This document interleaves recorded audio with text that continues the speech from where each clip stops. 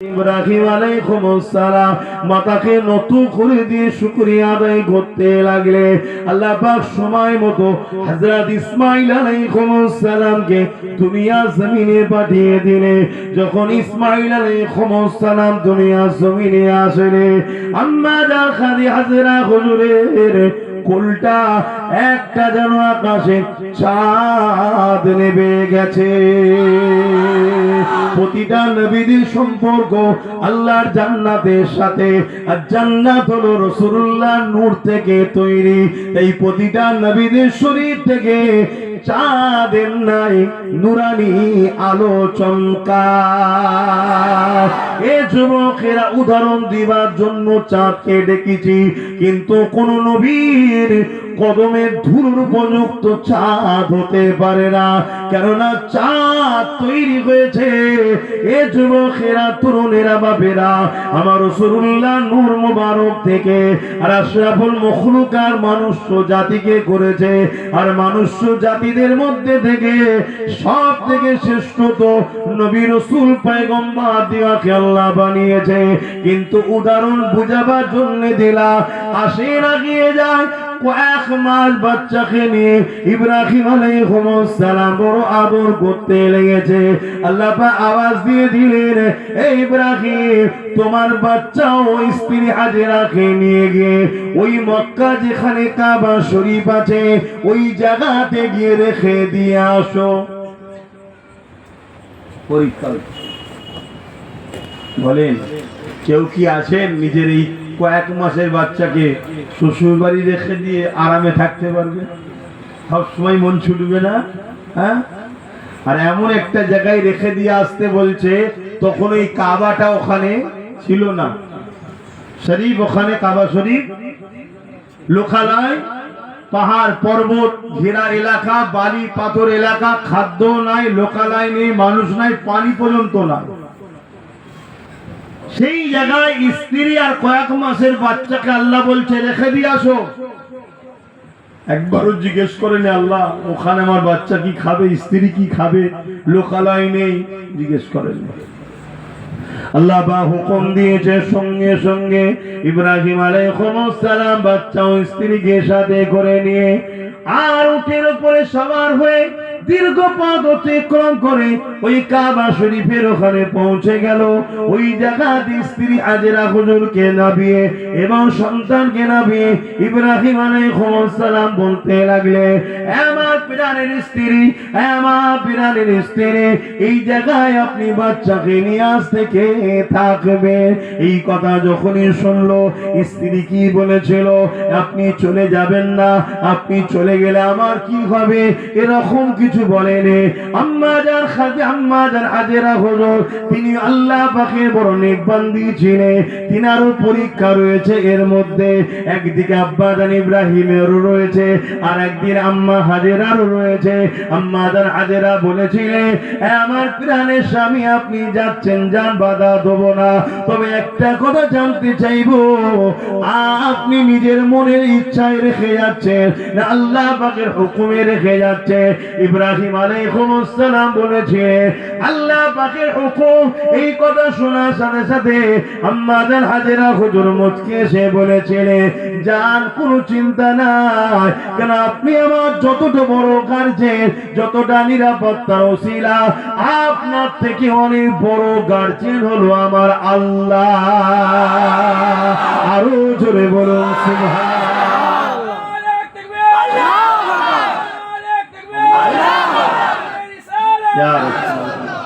বলুন, আমরা কি আল্লাহর উপর এরকম ভরসা রাখি? বলবেন তো, এত বড় মাথার উপরে বিপদ, এখনো শুধরাচ্ছে না মুসলমান, এখনো বলছে কি হবে, উনি থাকলে কত ভালো হতো, আমাদেরকে বাঁচাতো, বলছে না, বলেন? দেখেন, আল্লাহর উপরে ভরসা নেই। আরে আল্লাহর উপরে ভরসা করো। আম্মা জান হাজেরা হুজুর কি বললেন, যে আল্লাহ যখন হুকুম এটা, আপনি নিশ্চিন্তায় যান, কেন আপনার থেকে অনেক বড় গার্জেন, অনেক বড় অভিভাবক আমার আল্লাহ আমার জন্য। জোরে বলুন সুবহানাল্লাহ। তাহলে কে জিতবে কে হারবে ফাইসাল্লাহ আল্লাহর হুকুমে হয় না হয় না? আমাদের তো ভাবা দরকার আল্লাহর যখন ফাইসাল্লাহ, চলো আল্লাহ তো আছে, টেনশনের কিছু নেই, এটা কি আমরা বলতে পেরেছি দিল থেকে কেউ?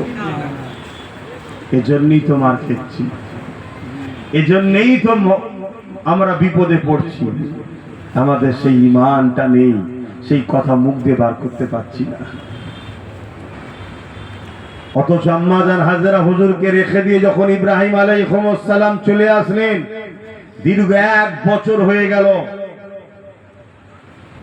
1 বছর আল্লাহ আওয়াজ দিল, ইব্রাহিম সন্তান স্ত্রীর কথা মনে আছে? জি আল্লাহ আছে। তো যাবে না? আপনার হুকুম তো হয়নি, তাই জোরে বলুন সুবহানাল্লাহ। মনে পড়ে না? হ্যাঁ পড়ে। চিন্তা হয় না? না, কেন আপনি তো আছেন, জোরে বলুন সুবহানাল্লাহ। যাও, উটের পিঠে যাবে, দূর থেকে দেখবে, কাছে যাবে না। অনেক মানুষ দেখবেন বিদেশে থাকে, সন্তানের কথা মনে পড়ে, স্ত্রীর কথা মনে পড়ে, কিন্তু বাইরে থেকে থেকে মনে পড়লেও একটা শুয়ে যায়, কিন্তু ঘরে আসার পরে দূর থেকে যদি বলে বাচ্চা দেখো আর ফিরে চলে আসো, বা এটা বেশি কষ্ট নয়? আল্লাহ বলছে যাও, দেখবে, দূর থেকে 1 মুহূর্ত দেখে চলে আসবে। কেমন পরীক্ষা নিচ্ছে দেখো। আর আমাদেরকে শিক্ষা দিচ্ছে যে তোরা বলিস আল্লাহকে ভালোবাসি, তোরা ভালোবাসিস, আমার প্রেমিক যে হয় তার নাম ইব্রাহিম, কেমন ভালোবেসেছে দেখ। এটাই তো পরীক্ষা। আল্লাহ আমাদেরকে এত কঠিন নেবে না। আমাদেরকে হয়তো একবেলা খাইয়েছে আর একবেলা খাওয়াইনি, কথা বুঝে আসছে? বা হয়তো একটু কিছু বিমার দিয়েছে, বা ইদানিং একটু কিছু ভয় টয় দেখাচ্ছে, কথা বুঝে আসছে তো নাকি? আর ভয় না দেখালে তো নেতাজিদেরও বিপদ আছে। নেতাজি বলেছিলেন সরকার হওয়ার সাথে সাথেই 450 টাকার গ্যাস দেবো, এখনো দেয়নি। দিয়েছে নাকি? তো মাইন্ডটা তো ঘোরাতে হবে। ঘোরাবার কোন রাস্তা খুঁজে পায়নি, লাস্টে গরুর পিছনে লেগে গেছে। এসব তো রাজনীতি রে বাবা। মাইন্ড ঘুরে গেছে না ঘুরে নেই? গ্যাসের কথার কার মনে আছে? সব ভুলে গেছে। গরু চলে যাচ্ছে, ওই দিকে তাকিয়ে আছে। আর আমরাও গরু না খাওয়া হলে মাথা খারাপ। কি হবে রে বাবা? যেন মনে হচ্ছে গরু না খেতে পারলে ইমান চলে যাবে। কি অবস্থা! হায় হায়, গরু খাওয়া মুসলমান হয়ে কিছু লাভ নেই। ইমানদার মুসলমান হও। হ্যাঁ, আল্লাহ হালাল করেছে, রেজেকে থাকলে খাবো, না থাকলে খাবো না, কথা বুঝে আসছে না? কিন্তু ওইটা ছেড়ে বাঁচতে পারবো না। ঘরে কম্বল মুড়ি দিয়ে কাঁদছে, কি হবে কি হবে কি হবে কি হবে। হ্যাঁ, কথা কি খারাপ লাগছে? যেভাবে গরুলে চর্চা হচ্ছে, ওইভাবে মসজিদ মাদ্রাসালে চর্চা হচ্ছে কি? ওইভাবে অকাবলে চর্চা হচ্ছে। তাহলে আমাদেরকে আল্লাহ কেন বাঁচাবে বলেন তো? হ্যাঁ, আমরা তো পেট ছাড়ার কিছু বুঝিনি। আমার পরে রাগ হচ্ছে, বলো আমার বয়ে গেছে, কি করবো? দাওয়াতটা করবেন না, এই তো ব্যাপার নাকি? দাওয়াতটাও আপনার ফাইসাল্লাহ না আল্লাহর ফাইসাল্লাহ? আল্লাহর ফাইসাল্লাহ। আল্লাহ যদি আমার কিসমতে আবার রাখে,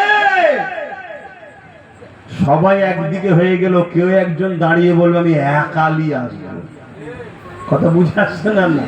তোরা যদি জলসা না হলে আমার ঘরে লিখে মিলাপ দেবো, এটা যদি আল্লাহ চায়। আর আল্লাহ যদি না চায়, সবাই এক জায়গায় হবে, দাওয়াত হবে, আর হবে, সব হবে। ঠিক দিনে শুনবে আব্বাস সিদ্দিকী আসার লাইনে নেই, হয় মরেও যেতে পারে, আর নয় অসুস্থ হতে পারে। আল্লাহ যদি না চায় কেউ আনতে পারবেন? তাহলে আল্লাহর উপরে ছেড়ে দেন। তো ভাইরা আমার, ইব্রাহিম সাল্লাম 1 বছর পর যাচ্ছে, আল্লাহর উপরে বিশ্বাস রেখেছিলেন আম্মা জান হাজেরা হুজুর। আর আল্লাহ কেমন সাথ দিচ্ছেন দেখুন। 1 বছর পরে ইব্রাহিম সাল্লাম দেখে অবাক। কি দেখছে? হাজার হাজার সব ঘর তৈরি হয়ে গেছে, জোরে বলুন সুবহানাল্লাহ। মানুষ খেতি বাড়ি করছে, কেউ কি বলে গৃহপালিত পশু চড়াচ্ছে, কেউ নিজের কিছু হস্তশিল্প কাজ করছে। এক একজনে যেমন একটা পাড়া হয়, এরকম সব কাজ কাম করছে। ইব্রাহিম সাল্লাম তো অবাক হয়ে দেখছে, কি হলো, কিভাবে হলো, এবারে একটু শুনেলেন। আম্মা হাজেরা হুজুরকে যখন রেখে দিয়ে আব্বাজান ইব্রাহিম আলাইহিস সালাম রওনা দিয়ে দিলেন, সঙ্গে সঙ্গে আম্মা জান হাজেরা হুজুর বাচ্চাকে কোলে করে নিয়ে বাচ্চার মুখে দিয়ে তাকিয়ে রয়েছে। ইসমাইল আলাইহিস সালামে পিপাসা লেগে যায়। এ যুবকেরা, তরুণেরা, বাপেরা এই পিপাসার জন্য পানি তালাশ করতে লাগলে ওই কাবা শরীফ যেখানে রয়েছে ওই জায়গাতে ইসমাইল আলাইহিস সালামকে শুইয়ে দিয়ে আম্মা জান হাজেরা উঠে দাঁড়ালে, এদিকে তাকায় ওদিকে তাকায়, পানি কোথা পাবে? দূরে নজর পড়লো সাফা পাহাড়ের দিকে, বালি চকচক করছে কিন্তু দূর থেকে মনে হচ্ছে পানি রয়েছে। আমরাও প্রচন্ড গরমের সময় যখন হাই রোডের উপর দিয়ে যায়, দূর থেকে দেখলে মনে হয় রাস্তার পিচগুলোতে পানি পড়ে আছে। আম্মা জান হাজেরা ছুটে সাফা পাহাড়ের দিকে গেল, গিয়ে দেখছে পানি নাই, বালি। ওই পাহাড়ের কাছে গিয়ে বাচ্চাকে দেখতে পাইনি, এই দ্রুত পাহাড়ের উপরে উঠে পড়লেন। দূর থেকে পাহাড় থেকে যখন নিচুর দিকে তাকালেন, ইসমাইল আলাইহিস সালামকে দেখতে পেলেন। এই দেখতে পাওয়ার জন্য শুকরিয়া করে আল্লাহ পাকের কাছে দোয়া চেয়েছিলেন। ওই জায়গায় গিয়ে তুমি আমি যদি দোয়া চাই, ওই দোয়াটা আল্লাহ পাক কবুল করে না। এটা সে আম্মার ইয়াদ, কথা বুঝে আসছে তো? আম্মার ইয়াদগার হচ্ছে। ওখান থেকে আম্মা জান মারওয়া পাহাড়ের দিকে যখন তাকালেন, ওই মারওয়া পাহাড়ের দিকে তাকিয়ে দেখছেন পানি রয়েছে। আম্মা জান পাহাড় থেকে নামলেন, নামার পরে একটা জায়গায় এমন এসে পৌঁছালো যে জায়গাতে বাচ্চাকে দেখতে পাচ্ছে না। দুই পাহাড়ের বীজখান, বাচ্চা দেখতে পাচ্ছে না। যখন এই মা সন্তানকে দেখতে পাইনি, আম্মা জান ওই জন্য দ্রুত ছুটে মারওয়া পাহাড়ে ওঠার জন্য চেষ্টা করেছে। ওই যে আম্মা জান ছুটেছে, এই জন্য প্রত্যেকটা হাজিকে সাফা মারওয়ার বীজখানে যে জায়গায় আম্মা জান ছুটেছে, ওই জায়গাতে তোমাকে আমাকেও ছুটতে হয়। ইয়াদগার আছে না? নাই? হ্যাঁ, নবী দিবস করবেন, নবীর আলোচনা করবেন। আমার নজওয়ানেরা, বাপেরা, মায়েরা, বোনেরা, আম্মা জান মারওয়া পারে গেলেন, যে দেখতে লেগেছে পানি নাই, ওই বালি চকচক করতে লেগেছে। মারওয়া পাহাড়ে উঠে আবার বাচ্চাকে দেখতে পেয়েছে, দেখে শুকরিয়া করে দোয়া চেয়েছে। ওই জন্যই পাহাড়ে উঠে দাঁড়িয়ে দোয়া চাইলে ওখানে আল্লাহ পাক দোয়া খেয়ে কবুল করে। এই সাফা মারওয়া 7 বার সাই করার পরে পানি যখন পেল না, আম্মা জান বাচ্চার দিকে ফিরে আসতে লেগেছে। এদিকে ইসমাইল আলাইহিস সালাম জমিনে পা মারতে লেগেছে, বাচ্চা পা মারছে জমিনে। ওই পায়ের গিরালু থেকে আল্লাহ পাক জমিনকে হুকুম করে দিল, আমার ইসমাইলের পায়ের আঘাত লাগা হালকা হালকা হতে পারে, কিন্তু তুই জমিন সরে যা। পানিকে হুকুম করলো ফোয়ারা বাইর হয়ে যা। ওই পানি বাইর হয়ে গেল। আম্মা জান হাজেরা এসে দেখতে লেগেছে বাচ্চার পায়ের গেরালির কাছ থেকে পানি বেরোতে শুরু হয়ে গেছে। আম্মা জান ইসমাইল সাল্লামকে কোলে তুলে নিলে, যে কোলে তুলে নিলেন, পানি এমন করে চতুর্দিকে জমিনকে খেতে লেগেছে, অর্থাৎ পাড়টা বড় হতে লেগেছে, কুয়ার আকার হয়ে গেল। এত দ্রুত বড় হতে লেগেছে, আম্মা জান সঙ্গে সঙ্গে জবান দিয়ে বলে উঠলো জমজম। তার বাংলা মানে হলো থাম থাম, আর বড় হোস না, এই জন্য বলা হয় জমজম পানি।